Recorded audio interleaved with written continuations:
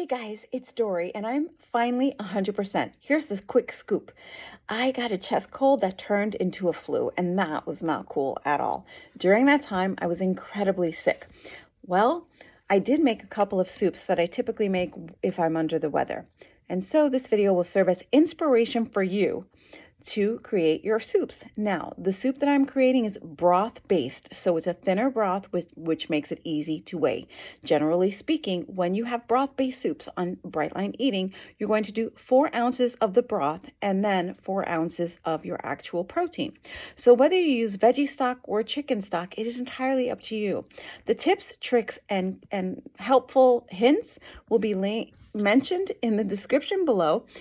And I'm making 2 soups here. I'm making egg drop soup as well as chicken noodle soup. The chicken noodle soup is going to be with zoodles, scoodles, and koodles. So for that, you're going to see in the description below, I'll link the spiralizer that I also used. That's it. This is inspiration. If we follow each other on Instagram, Bright Light Boricua, make sure to tag me in your creation. Like I said, this is just inspiration for you if you're doing Brightline Eating and you're not sure how to measure, you're not sure how to make a broth-based soup. Now, I'm not teaching you how to make the broth here because I want you to use whichever broth works for you, whether that's a veggie broth or a chicken stock, right? But I am giving you inspiration on what to do about replacing those noodles or grains that we would have put. And that's where the veggie spirals come in. So that is it. And I hope this inspires you. And one last thing. I forgot one last thing. If you do want to learn how to make stock and broth my way, comment below.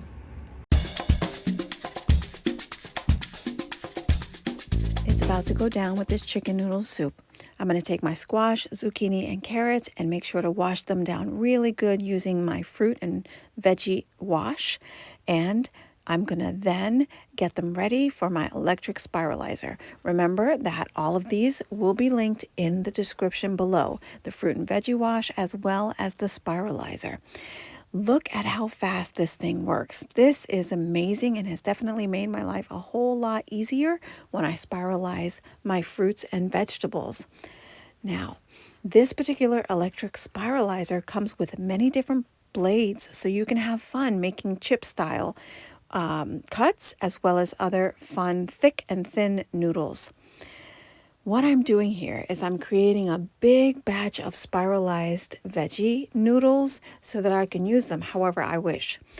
For right now, I'm making soup because I'm under the weather. So we're going to build that chicken noodle soup using these zoodles, scoodles, and koodles. One of the things that I personally don't like about veggie noodles is that they can get pretty soggy pretty fast. So check out this trick that I use when I do this in soup. This is very easy to wash, the blade. It comes with a brush. So we're going to go ahead and clean that up, and then we're going to build the soup using my trick. I'm going to take the veggie noodles, I'm going to cut them up so it's easier to eat, and weigh them on my scale, plate them in the bowl.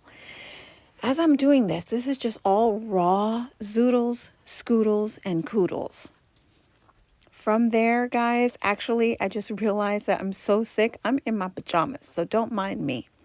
I'm going to go ahead and get everything weighed without any broth, and then I'm going to spoon over my 4 ounces of very hot broth, and that will be my soup. I'm going to cover this now just as it is, because what's going to happen is that the noodles are going to cook on their own inside the broth so that I can still have crunchy noodles that are somewhat soft. And that is how I make my chicken noodle soup. The vegetable spirals are just perfect. The chicken that I'm using is just perfect. The broth, everything is weighed and measured according to Brightline Eating. And I tell you guys, I do not like mushy, watery noodles. So this is absolutely perfect. The longer the noodles stay in the broth, the more they will cook on their own. So that is basically how I make a healthier chicken noodle soup in my Brightline Eating world. Good morning. It's day 2 being sick, and so let me assemble my bright breakfast. I'm doing egg drop soup, egg bread, a banana, and my tea. Let's get started with the egg drop soup. I have so many memories. Being a New Yorker, when I didn't feel well and I still had to be on the go, I would get egg drop soup from the Chinese food takeout.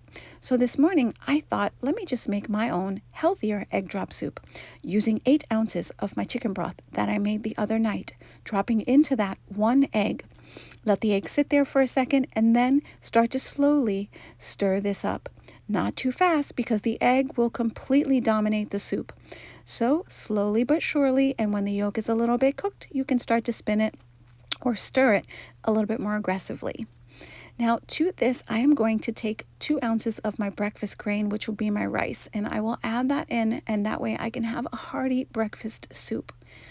So that is how I make my egg drop soup. It is healthier, it is very, very good, and just what I need when I'm under the weather.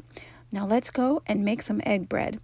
What I use here is my griddle. You can check out my previous YouTube recipes for this griddle, and I mix my 1 egg and the other 2 ounces of my rice so that I can have a nice crisp bread. To that I add seasoning. So here we have a complete Brightline eating breakfast.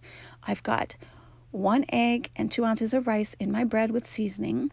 Then in my soup, I have 1 egg and 2 ounces of rice for that. And I'm using my Brightline Eating broth guidance from the Brightline Eating website so that I can make sure to take in broth while I'm sick. This is going to hit the spot. There goes my banana and my tea.